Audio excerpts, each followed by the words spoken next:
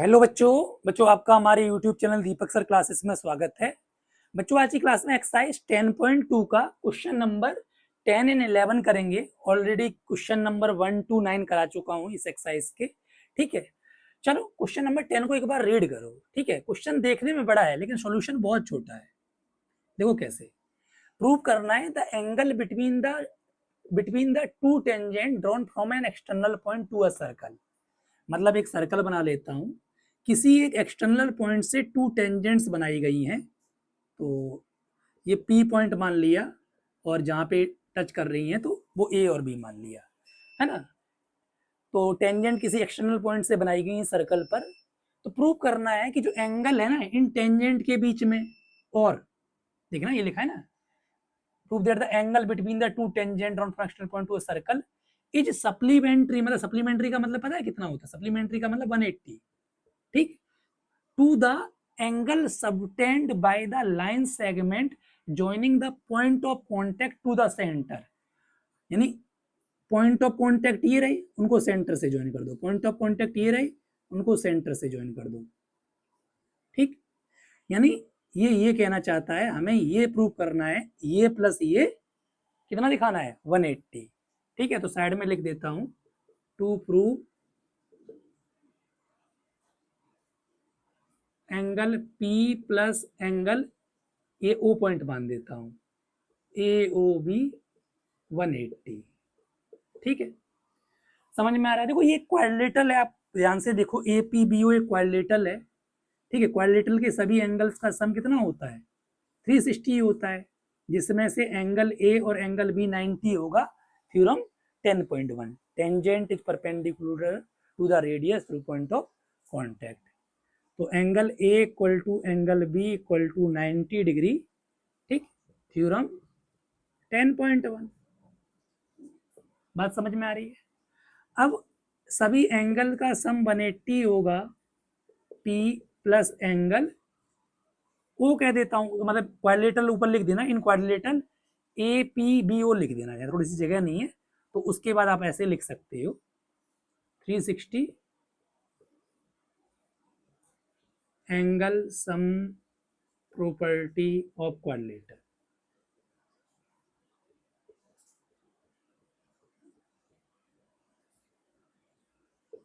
ठीक है, इतना समझ में आ रहा है? ठीक है, अब जिसमें से ए और बी 90 दे रखा है ना, थ्योरम से जो कि हुआ, तो P प्लस ओ 360। तो ध्यान से समझना, एंगल P प्लस इसे जो एंगल O बोल रहा हूं तो AOB कह दूं, प्लस AOB कितना होगा? 360 माइनस 180, तो 180 ही होगा। तो यही तो प्रूव करना था, हो गया प्रूव, आसान था, समझ गए ना। मतलब सीधी सी बात है, ये दोनों 90 डिग्री, थ्योरम 10.1 से इनका सम 360 होगा, हो जाएगा। समझ में आ गया? ठीक है, क्वेश्चन नंबर 11 देखो क्या कह रहा है। प्रूव करो parallelogram circumscribing a circle is rhombus. मतलब लैंग्वेज समझना, पैरेललोग्राम सर्क्यूमस्क्राइबिंग अ सर्कल का मतलब हुआ पैरेललोग्राम की सभी साइड्स सर्कल को टच कर रही हैं। या ऐसे भी समझ सकती हो, जब भी डैश सर्क्यूमस्क्राइबिंग डैश लिखा हो तो जो पहले लिखा है वो बाहर आएगा, जो बाद में लिखा है वो अंदर आएगा। तो देखो ये मैं एक सर्कल बना देता हूं और पैरेललोग्राम सर्क्यूमस्क्राइबिंग अ सर्कल लिखा है, तो इसका मतलब ये इसको टच करेगा।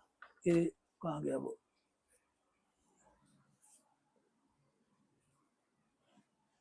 ठीक है,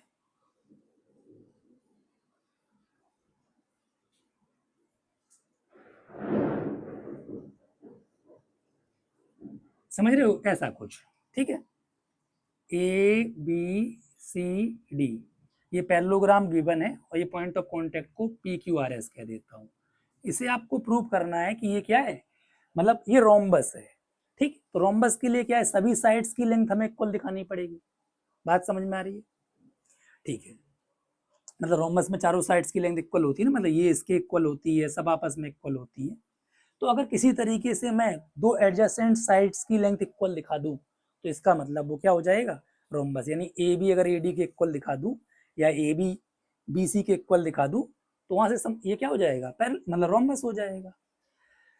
चलो देखो, गिवन में लिख सकते हैं, ये पैरेललोग्राम है तो अपोजिट साइड इक्वल होगी, ए बी जो है डी सी के इक्वल होगी और ए डी बी सी की। ये प्रॉपर्टी होती है कि पैरेललोग्राम की अपोजिट साइड इक्वल और पैरेलल होती है। ठीक है, अब देखो क्या काम करते हैं, हम आपको बताते हैं। देखो कैसे किया जाएगा। जैसे आपने एक क्वेश्चन करा था एनसीईआरटी में इससे पहले, when a quadrilateral circumscribing a circle, जब एक क्वाड्रिलेटरल सर्कल को सर्कमस्क्राइब करता है तो बताया गया था कि ये प्लस ये इक्वल टू ये प्लस ये होगा, यानी A B plus C D equal to A D plus D C होगा। तो पहले वो मुझे दिखाना पड़ेगा, ठीक है, उसी से मतलब प्रूव हो पाएगा। ठीक है, मैं समझाता हूँ। तो मतलब साइड में मैं लिख लेता हूँ, यानी कहीं ना कहीं पहले ये दिखाना पड़ जाएगा मुझे, A B plus C D equal to A D plus B सी।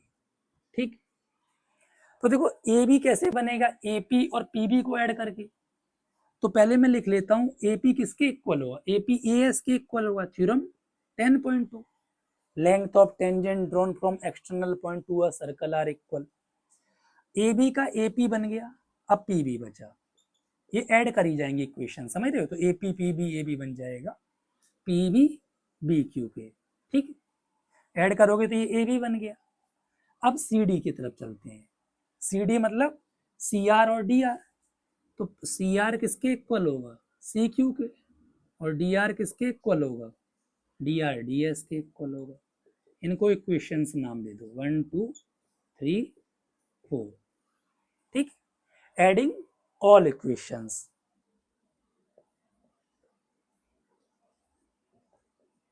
समझ में आ रही हैं चीजें कि नहीं। ठीक, हाँ, अगर मान के चलो यही क्वेश्चन 2 मार्क्स में आ जाए तो फिर तुम डायरेक्ट लैंग्वेज बस लिख दिया ना, as we know that when a quadrilateral circumscribing a circle then ये ऐसा कुछ होता है।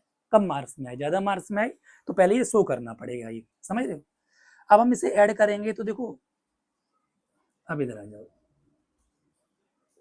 ए P plus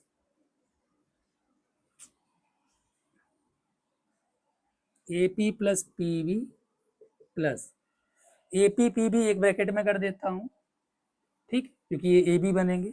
C R D R एक ब्रैकेट में कर देता हूँ। ठीक, इधर बात करूं ए एस और बी क्यू अगर ऐड करेंगे कुछ बनेगा क्या, ए एस और बी क्यू कुछ नहीं बनेगा। तो यानी ए एस के साथ क्या ऐड करना चाहिए, डी एस ऐड करना चाहिए। तो ए एस डी एस एक पास कर लो, ठीक, और बी क्यू सी क्यू एक पास कर लो। समझ में आ रहा है। तो ए पी पी बी बन गया ए बी, ठीक, C R plus D R D C बन गया, ठीक, A S D S A D बन गया, और B Q C Q B C बन गया। इतनी चीजें समझ में आ रही हैं। ठीक है, मैंने पहले ही कहा था कि हम कुछ इस तरीके का शो करेंगे। ठीक है, इतना देख लो, ऊपर वाला मैं रेज करने जाता हूँ, ठीक है, क्योंकि नीचे हो नहीं पाएगा 10th ना। ठीक है,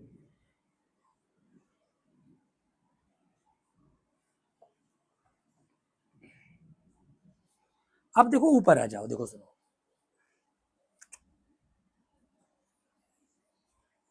ऊपर बात समझना। मेरा टारगेट रहेगा कोई भी दो एडजेसेंट साइड्स इक्वल दिखाना, मतलब ए बी ए डी के ही इक्वल मान के चलो मैं दिखाना चाहता हूँ। तो डी सी किसके इक्वल होगी, डी सी ए बी के इक्वल है, इसको भी ए बी बना लेता हूँ। ठीक, अपोजिट साइड इक्वल होती है। मैं ए बी ए डी के इक्वल दिखाना चाहता हूँ, समझ में आ रहा है। ए डी को ए डी रहने देता हूँ और बी सी को भी ए डी लिख देता हूँ, बी सी भी ए डी के इक्वल है। 2 times of A B equal to 2 times of A D, 2 से 2 cancel, A B equal to A D. ठीक, ए बी किसके इक्वल आ गया, ए डी के। तो here adjacent sides of a parallelogram are equal, तो therefore ये क्या होगा, रोम्बस होगा।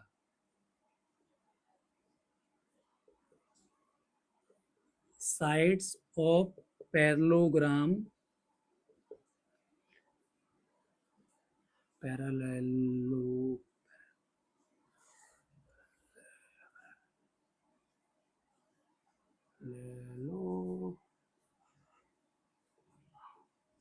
here adjacent sides of parallelogram are equal,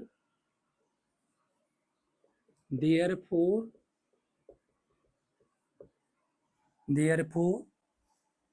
ABCD is rhombus.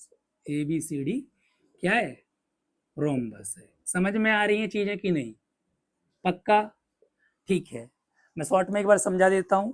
ठीक है, पहले हमने क्या करा, ये कंडीशन मतलब शो करी जो कि हमने क्वेश्चन में ऑलरेडी करी थी एनसीईआरटी के ही।